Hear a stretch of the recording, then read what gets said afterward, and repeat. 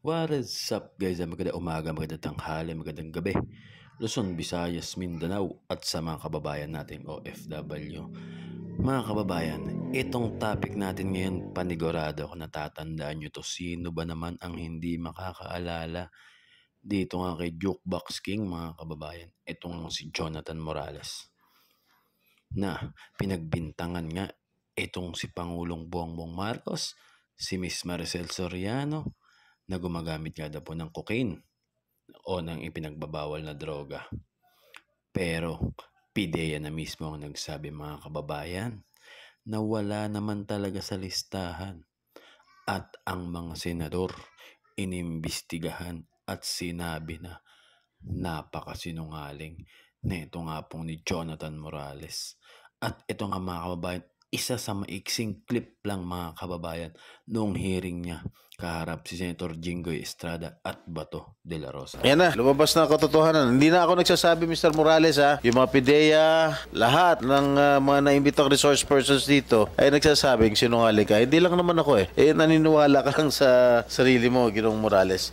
Mr. Chair, again, I would like to reiterate my previous statement during the last hearing or last two hearings that the statements given by this resource person against the agency of like PIDEA and its current leadership are evidently perjurious, defamatory, and outright false, Mr. President. I move that he be cited in contempt. There's a motion. For continuously lying before this committee. There's a motion from Senator Jinggoy Estrada that the resource person is cited in contempt. Any objection? Hearing none, Mr. Jonathan Morales is hereby cited in contempt before this committee.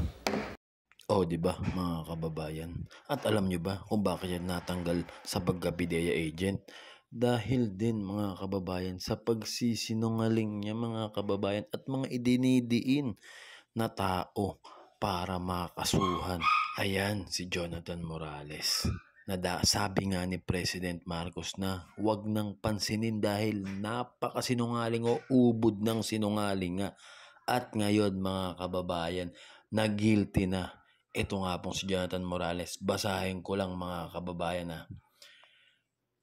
Wherefore, accuse Jonathan Morales why Apruebo is hereby found guilty beyond reasonable doubt of perjury as penalized under Article 180 of the Revised Penal Code and is hereby sentenced to suffer the penalty of imprisonment of 4 months of arrest, mayor medium, and a fine of 1,000 pesos with subsidy imprisonment in case of insolvency. Ayan, so decided July 30, 2024, City of San Fernando, Pampanga. So ayun na nga mga kababayan na guilty na nga po sa kasong perjury. Napatunayan ng Morales na sinungaling ka talaga na walang katotohanan ang mga binibintang mo kay Pangulong Marcos at sa mga iba pa. Artista man yan. So Jonathan Morales, napakagaling mo magsalita.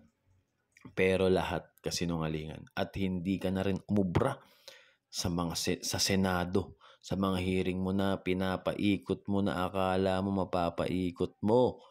So ayun, ito ang kailangan mong harapin na kaso. So ayun na nga mga kababayan, ano ang masasabi nyo dito?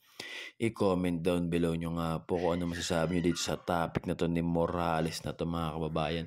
So ayun lang, nakita lang natin kasi to na lumabas nga sa FB kaya binigyan natin ng reaction. So yun lang mga kababayan, maraming salamat sa lahat. God bless us all.